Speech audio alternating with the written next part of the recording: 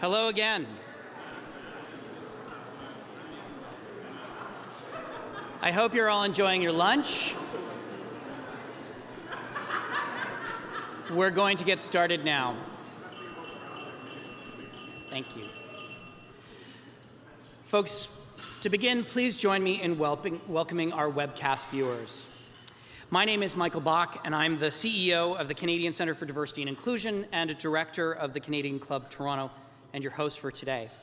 Viewers, we're pleased to have you join us. We know that there's a great deal of competition for your time and attention. Whether in person or online, our club works hard to ensure we provide you with the most valuable and engaging experience. We've had lots of practice, more than 120 seasons strong. I know, I look good. I've had a lot of work done. We count on sponsors to support our monthly events. At this time, I'd like to acknowledge the generous support of today's sponsor, Bruce Power, represented by Pat Denzel. Thanks so much.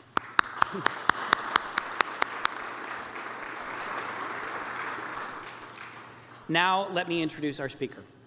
The Honourable Carolyn Bennett, a medical doctor by training and practice, has been a federal politician for the past 22 years. For the past 4 years, she has held ministerial portfolios that works with our Indigenous peoples as Minister of Crown-Indigenous Relations and Northern Affairs. We look forward to hearing Minister Bennett's unique perspective on how we can all contribute to making relations with our First Nations, Inuit, and Métis populations better. Then the Minister will be joined for Q&A by Max Fine Day. Max Fine Day is a Naheyu Nehu from the Sweetgrass First Nation in Saskatchewan, Treaty 6 territory. He is currently serving as the Executive Director of Canadian Roots Exchange, a recognized leader in delivering reconciliation programs to Indigenous and non-Indigenous youth across the country. He is an advisor to the Laidlaw Foundation and a board member for the Interim National Council for Reconciliation. Please ensure you write your questions on the cards provided, and Max will work hard to get them answered. And with that, Minister Bennett, I am pleased to pass the Canadian Club Toronto podium over to you.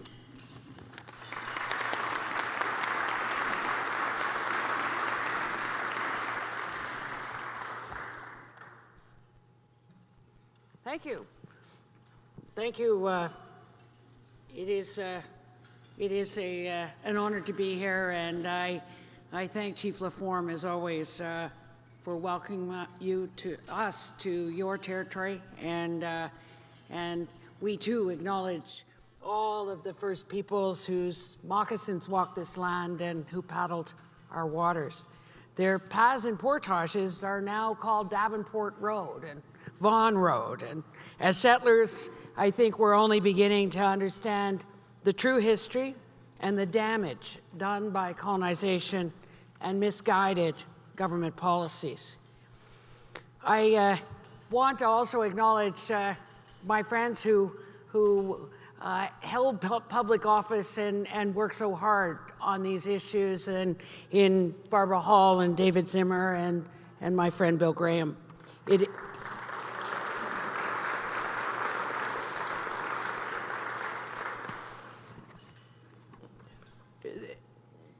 C'est un grand honneur d'être parmi vous aujourd'hui. Je vous remercie chacun et chacune pour choisir d'être ici. Reconciliation is indeed an imperative for Canada, for its progress as a country and as an example to the world. La réconciliation n'est pas optionnelle. La réconciliation réalise des droits autochtones. We know that every one of you who has chosen to be here today because you understand that. How truly wonderful that the organizers had to move to a bigger room.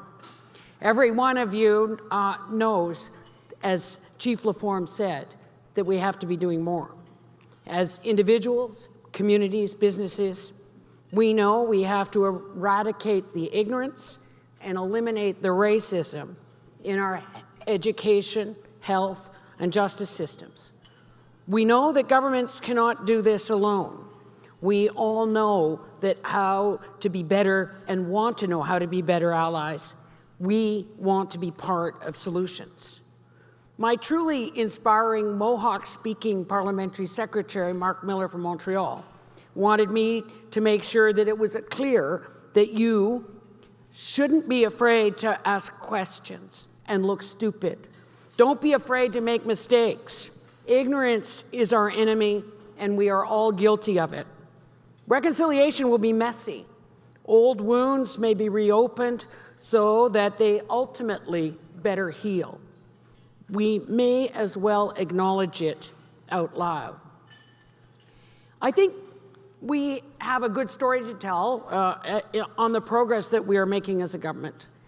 I decided that it would be better to provide those facts on the placemat in the progress that we are making on water, housing, schools, education, and the progress we are making accelerating the path to self-determination. Over half of the Indian Act bands are now at tables, asserting jurisdiction and charting their path out from under the Indian Act. We no longer ask for cede and surrender or extinguishment. No longer are these conversations funded by loans. So it's the only way that we will be able to truly work nation to nation. The Métis Nation is now working to establish their government so that we can work with them, government to government. And the Inuit-Crown Partnership is producing real results on suicide, TB, housing, and acknowledging the dreadful history that took place in our north. Canadian society has moved forward in our perceptions of Indigenous issues. Last week, I ran into Marie Wilson, the former commissioner of the TRC. She said to me, "At least people are still talking." 22 years ago, the Royal Commission on Aboriginal Peoples released its hugely important report. Sadly, Canadians didn't feel part of it. The report on the recommendations sat on a shelf. Today, over 3/4 of the TRC calls to action are well underway or completed. And happily, the work of the Truth and Reconciliation Commission continues. Truth and reconciliation.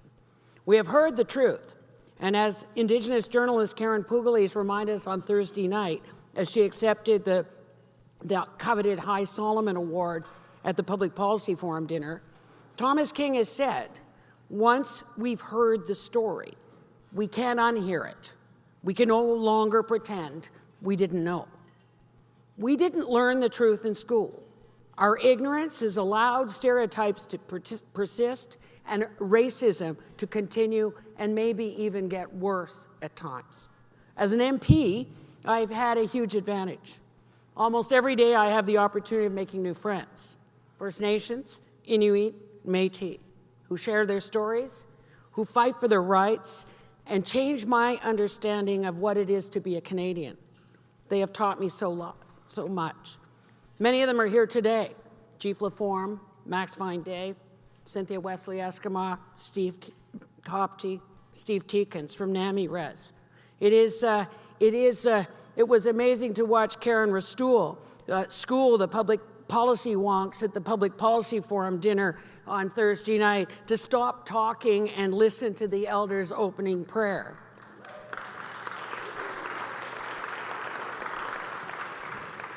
Being the Member of Parliament for Toronto St. Paul's, I have this jewel in the center of my riding. It's called the Native Men's Residence, NAMI Res. Steve Teekins teaches every day about what resilience looks like, why it's important to have a secure personal cultural identity, that's your resilience, that is your self-esteem, that's who you are, that you cannot make healthy choices if you're not proud of who you are. And Steve Teekins and your team are turning lives around one at a time. And for that, we're hugely grateful. And I don't think as a physician I understood how important secure personal cultural identity was in terms of overcoming social determinants of health, moving to healthy choices and better outcomes in health, education, and economic outcomes. I know you all know the 7 grandfather teachings: wisdom, truth, honesty, love, courage, respect, and humility. But my First Nations, Inuit, and Métis friends have provided me with 7 settler learnings, things that were very, very important before the settlers arrived and thought they knew better. And so whether that's thinking 7 generations out or whether it's the medicine wheel instead of the medical model where you keep people well, mentally, physically, emotionally, and spiritually. The Indigenous pedagogy of learning by doing, where we know that that's how we started with adult learning, but now we understand that's the only way people really learn is by doing, not copying off a blackboard, sitting in tidy little rows. Putting children first, as the chief reminded us, is the absolute only way to make really good decisions as a society.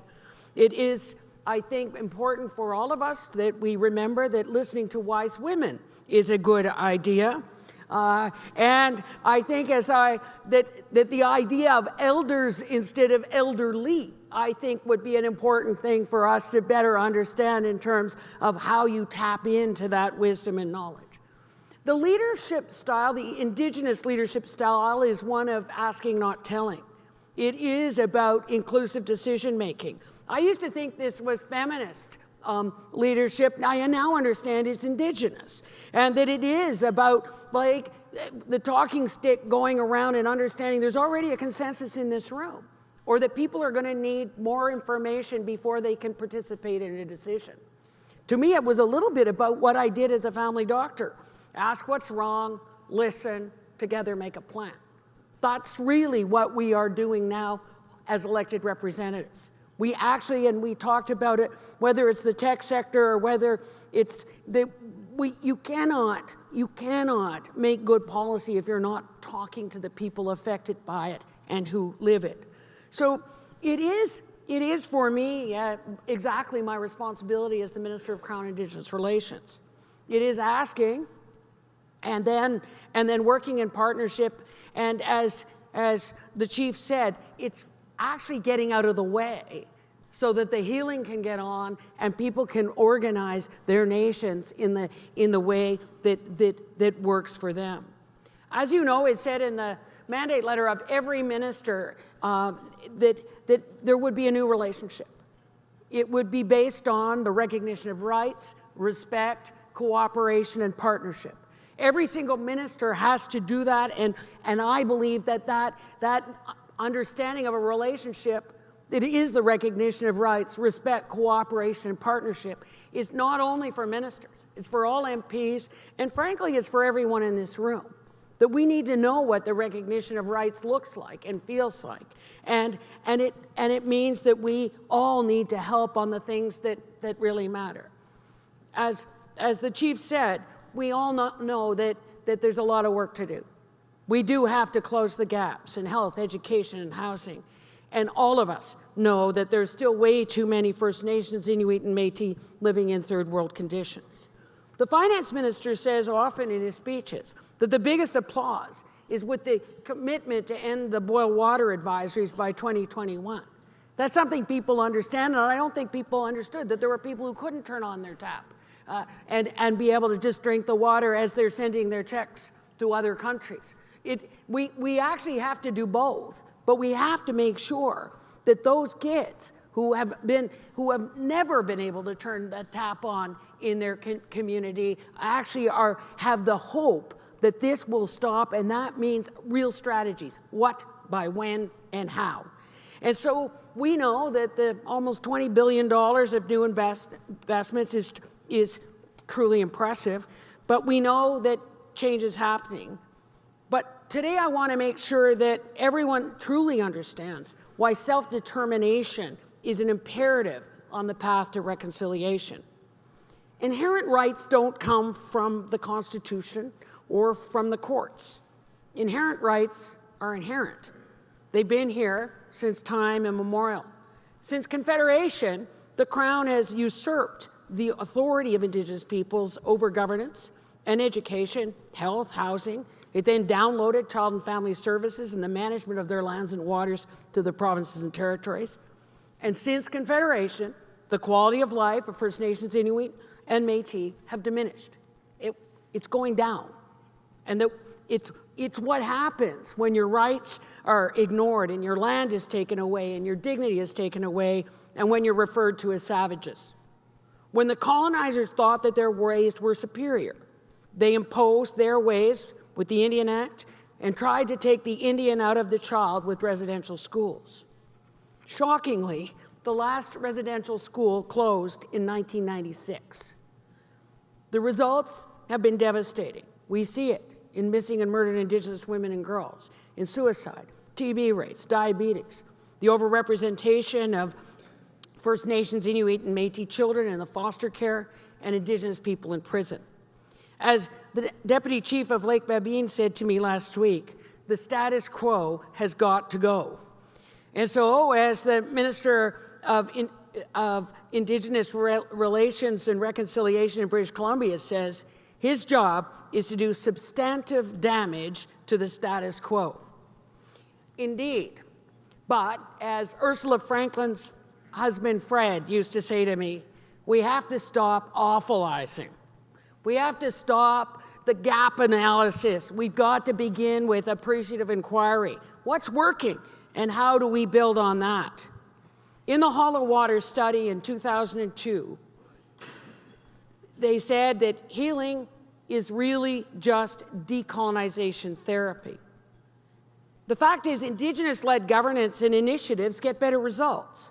The Community Wellbeing Index shows significant differences in the income, housing, and labor force participation rates for Indigenous groups with those nations who have entered into modern treaties and are asserting jurisdiction and self-government. Specifically, self-governing First Nations have better socioeconomic outcomes, including higher post-secondary education completion rates, lower unemployment rates, higher employment and labor force participation rates. These outcomes obviously increase the health, well-being, and prosperity of Indigenous communities, both for their benefit, but for the benefit of all Canadians. Chief Leroy Denny of the Eskasoni First Nation reminds us that 20 years ago, the Mi'kmaq in Nova Scotia decided to take over their education system. He says that was the day he decided to become a teacher. The high school graduation rate at that time was 30%. Today, the big Mi'kmaq education system in Nova Scotia has a high school graduation rate of about 90%, which is higher than that of the non-Indigenous population in Canada. We are all impatient. It says in my mandate letter, accelerate the path to self-determination. I am so grateful that the Prime Minister decided to follow the recommendations of the Royal Commission on Aboriginal People and dissolve the INAC department. It was designed to enforce the Indian Act. And now we are building two new departments, a temporary one, as the Prime Minister explained on the front steps of Rideau Hall at the time, which will deliver the programs and services until nations will be delivering these programs and services themselves. Minister O'Regan is getting real results, including the transformative legislation on child and family services.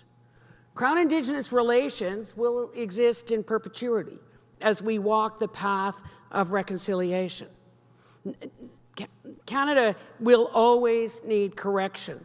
As Nellie Cornway said in 1975, paternalism has been a total failure. Canada will always need to be reminded that the espoused partnership must feel like a partnership to our partners. Le grand chef Condé de la Première Nation Huron-Wendat nous rappelle que notre relation est un mariage, pas un divorce.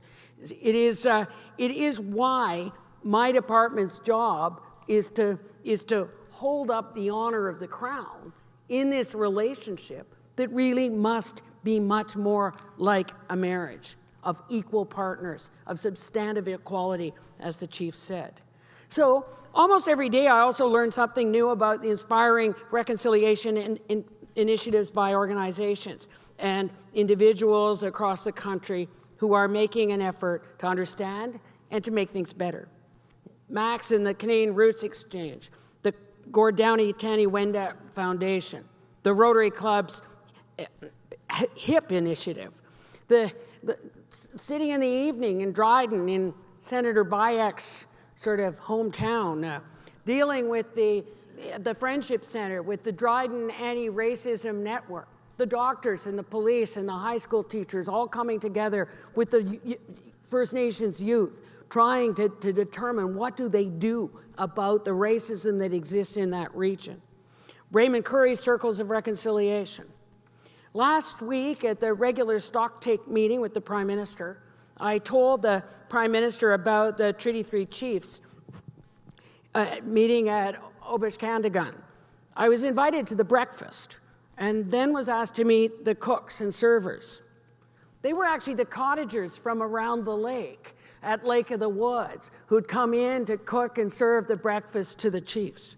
I think that's what we call reconciliation.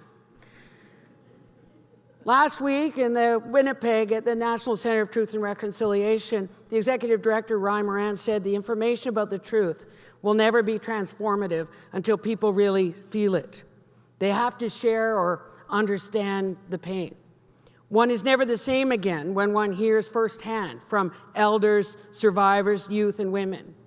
To participate in a Keros blanket exercise, to see the art of Kent Monkman or Annie Pugatuk or Christy Belcourt, to watch Indian Horse and then want to read everything Richard Wagamese ever wrote, to be scolded by Lee Maracle in Conversations with Canadians or in As Memory Serves, and it's even better in person. Be amused, educated by reading Thomas King's Inconvenient Indian and Daryl Dexter's Beast Pipe Dreams. This winter at the Tarragon, we've seen Drew Hayden King's hilarious yet consciousness-raising Cottagers and Indians, and the dark, moving Kivalliq Returns in Inuktitut. Listening to Jeremy Ducher's spectacular Polaris Prize and Juno-winning album, his trained tenor voice in his Maliseet language with the archived voices of his elders mixed in. Even better to see him in person, as we did at the Danforth Opera House or the Future Cities Conference at the Evergreen Brickworks. The stories, the images, and the music of the ballet Going Home Star changed people's understanding. Artists are so often at the forefront of societal change. They offer us a window into the worlds that are unfamiliar. Les artistes nous poussent à faire face et comprendre les injustices, les ressentir. The truth about residential schools and the abuses there and the failed child welfare industry is teaching Canadians about trauma. The concept of trauma-informed care is teaching us that we've been asking the wrong questions. Instead of asking what's wrong with him or her, we need to be asking what happened to him or her. There is a direct link between abuse, anger, shame, drugs, alcohol, suicide, violence, incarceration. We need all of you to help on this journey. Tap into all of your networks. Call out the racism, challenge the stereotypes, correct misinformation, but most important, be intentional about making new friends. I promise you, it will change your life. Will change your understanding of being Canadian. Will you help celebrate the new Royal Alberta Museum with its huge pre-contact exhibition?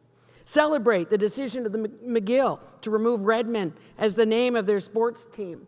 And will you help Nathan Obed to pressure the Edmonton Eskimos to change their name? We all need to understand that we are all treaty people. There was original understanding that we would share this land fairly. It was about peace and friendship. It's time to imagine a better, fairer Canada and be part of making it happen.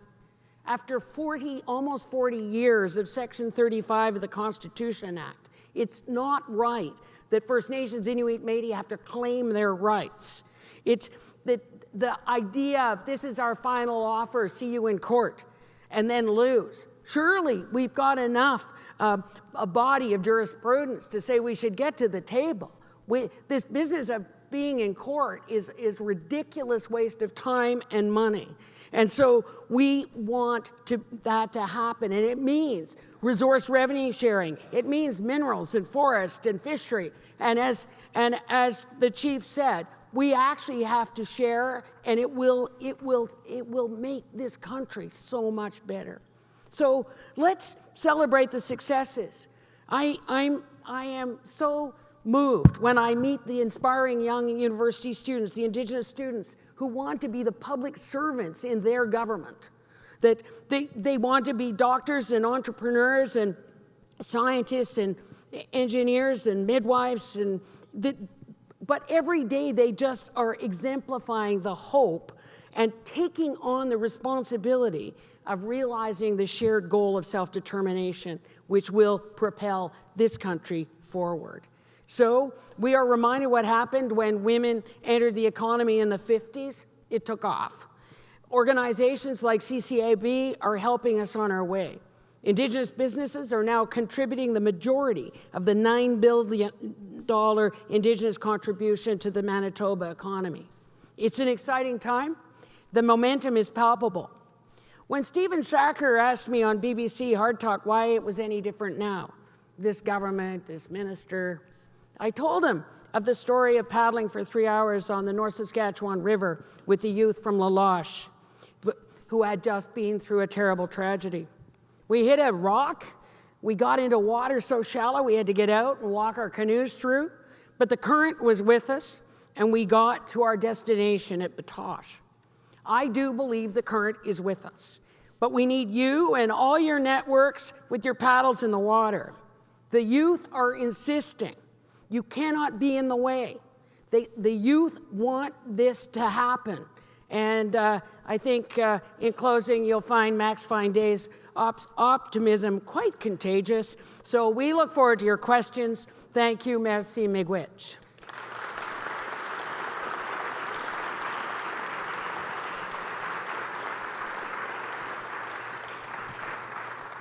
I'm just going to jump right up.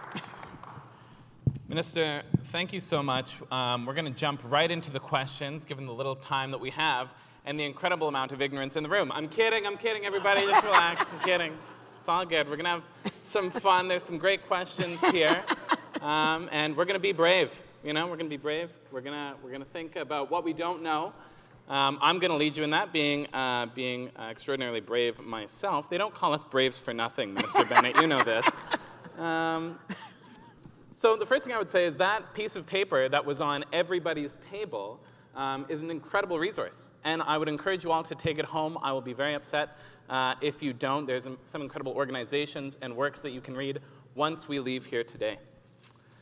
Minister Bennett, you have one of the most difficult portfolios in government. I always think about you, and I think about Minister McKenna, dealing with climate change, and you dealing with so many of the challenges that we see, whether it's on the national or on in other media, just how much work there is to do. Can you tell us what keeps you up at night? You know, what are you worried about? What challenge? What's one of the biggest challenges that you see to achieving reconciliation now, currently? I think what worries me the most is that we do have momentum now, and I want to make sure that it can't roll backwards. I think that there is obviously cynicism amongst First Nations, Inuit, Métis after 150 years of broken promises. We're not going to have everybody on side ready to partner, but I hope that by showing the momentum and the progress, that everybody will understand that this is a better way to go forward, and that we can make that kind of real progress that the Canadians would be furious if it was ever allowed to slip backwards. Yeah, and you made a really good point during your remarks. You said that Canadians were never taught this in school. You know, my parents weren't. My parents' generation, my grandparents' generation weren't taught about many of the problems and the issues in school. A lot of these folks in the room weren't taught about it. Now that we're aware, about colonization, the impacts of residential schools, even the ongoing problems today, I think you are so keenly able to share with Canadians about what's happening in Indigenous communities today. You've eaten seal eyes in Iqaluit. You've danced with grandmothers in Akwesasne. You've been yelled at by chiefs in my home territory, and so you have a really good idea of who Indigenous people are. What do you wish Canadians knew about Indigenous people and about who we are? What do you wish they were taught in school? Well, I think there's the transactional, really bad government policies that people understand. I remember being there in Halsik First Nation at the big house, and I think I learned something about potlatches. I certainly never learned they'd been banned. And I think that's the kind of you've got to fill in those gaps for people. But I do think that the Indigenous world view, that man is not the boss. Mother Earth is the boss. And we're finding that out the hard way, it seems, because we didn't take care of her. And so I think this idea that I think we have, to be on the Georgian Bay is spiritual for me. To understand that we plan to go to Killarney, and then, on the Environment Canada website, the whole of the bay lights up bright red and we're not going anywhere. That it's the humbling nature of us actually needing to understand that, and that's why I think I put on the list Indigenous healing. Rupert Ross, who was the Crown prosecutor in Kenora, he sort of maps his learnings going through and the importance of the Indigenous worldview and how important that is. He also talks about what happened in residential school when emotion was just drummed out of people and they weren't allowed to show emotion and they weren't allowed to cry, and how in a courtroom that that you can end up with somebody who looks like it's happening to somebody else. And unless you understand really where that came from, and I think, I really loved the TRC event at the Native Canadian Centre with the Jewish community, with the Holocaust survivors and the residential school survivors, whose children and grandchildren and great-grandchildren really had a lot in common, not understanding really what that trauma had meant and why they sometimes behaved the way they did. And I think that, it's been important for people to understand this issue of trauma-informed care, not trauma on the patch of a paramedic. Yeah, that's a great point. And something I don't think people think enough about when they see one of my relatives on the street and asking for change or maybe intoxicated in public. Some of these things that we see in our cities across the country, they don't see someone who unfortunately went through a residential school, right? Who was taken from their family, lost their sense of identity, their culture. They just see somebody who's looking to make trouble, right? And that's difficult, when you don't have the backstory. And so many Canadians don't. How do we, in this age of nationalist bully tactics that we see on the rise, are we at risk of seeing a sort of de-reconciliation that, that might come from folks not having that information? As we see folks like the Yellow Vest movement, as we see darker sides of Canadian politics coming out. Do you think that we will see some effort to de-reconcile or destabilize reconciliation? And how can we inform Canadians here in the room, those of us who are in downtown Toronto, to help their friends, their relatives, their neighbors, and their colleagues to make this a ballot box issue for them? I thought it was really interesting at the Public Policy Forum Thursday night when the dealing with that sort of populism was explained by saying that's what happens when you aren't presenting solutions, when people only are presented with a complex problem. I think H.L. Mencken said for every complex human problem, there's a neat, simple solution. It's just that it's wrong. Whether that's more cops, more prisons, less taxes, like it is. And I think we have to be presenting real solutions. But if we can present solutions co-developed with First Nations, Inuit, Métis, that allow everybody to celebrate progress together because it was their idea, and that, as states as Chief LaForme said, we're just getting out of the way to be able to help them do what they want to do and know they need to do for their families and their land and their water. But it will be important for everybody in this room to understand really how it works in the places where they have self-government. That when you look at West Bank in Kelowna or Kanaha, where they're coming together as a nation, and the work that they're doing together with tech industries, there is really exciting stories, and I think we've got to do a better job getting them out there so that everyone in the room can say, yes, but, like we have to stop awfulizing. We have to actually be able to say there are such huge successes, and all of us should be part of celebrating those successes. Mm-hmm.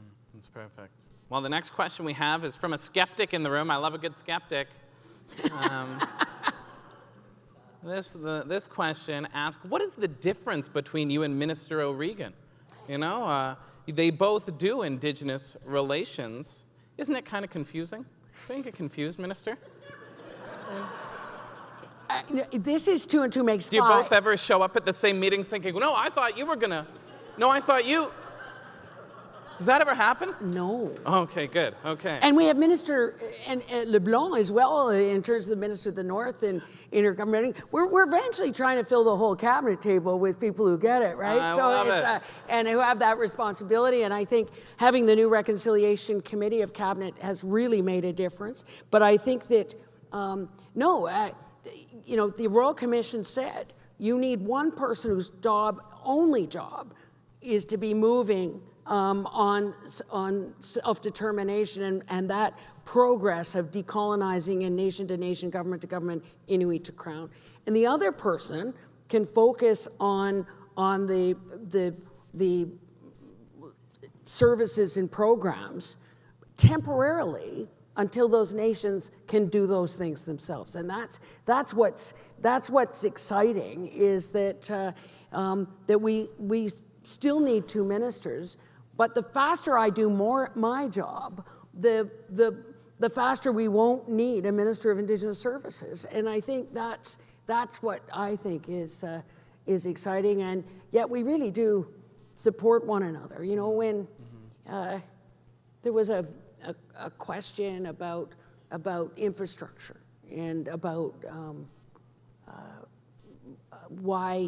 how much should go to housing, how much needs to go to infrastructure, all of those things. And I had been in Pikangikum shortly after the horrible house fire. The house fire took the lives of that family, the 7 little graves that we saw.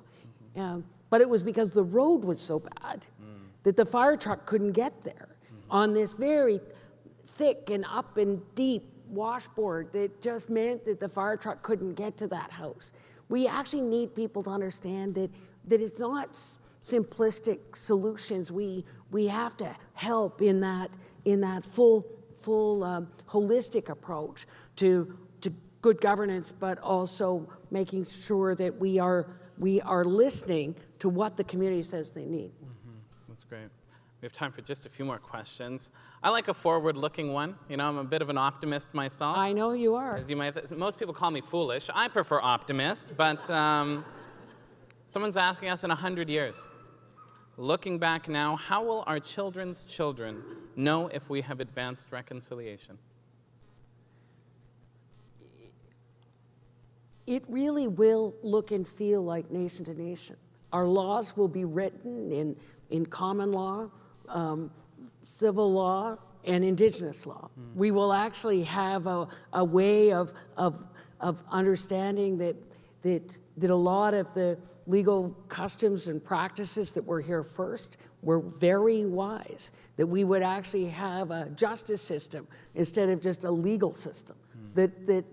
So I think if we will be protecting Mother Earth a lot better than we have. And we will not see that the economy and the environment are separate things and that we can't afford to look after the environment.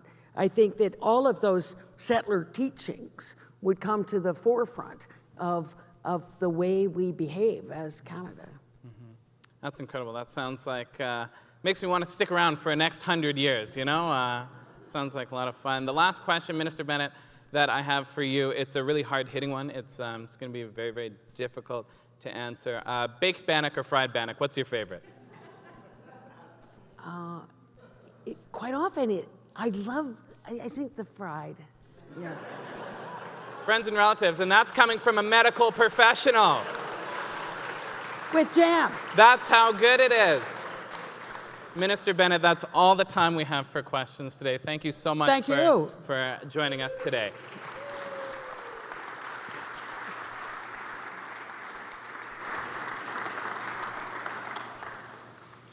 Well, that was a really terrific discussion.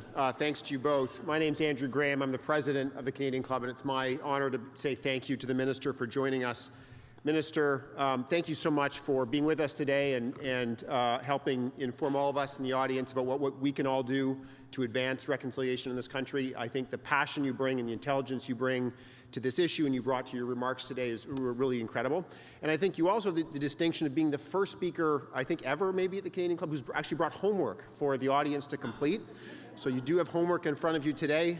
Minister will be coming back in a year. We're going to see how many check boxes that everyone has beside their name. But in all seriousness, I think it's really great to have action that we can take away and ways that we can all get smarter and more informed about these issues. So thank you so much, Minister, for joining us.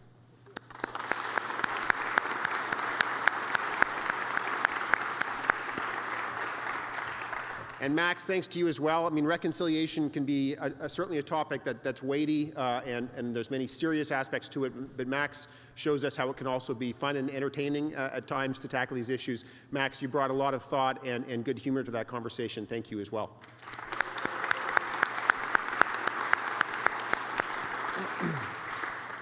Just before we conclude and I let you all go, I'll just tell you about a couple of upcoming events we have. On Wednesday this week, we're going to welcome the leader of the opposition in Ontario, that's Andrea Horvath, to our podium. And on the 30th, we're going to host a panel discussion entitled Being Brown Downtown, focusing on the lived experiences of ethnic minorities in corporate Canada. We hope you can join us for both of these events. Finally, I'd like to extend another thanks to Bruce Power. Thank you so much for sponsoring today's event.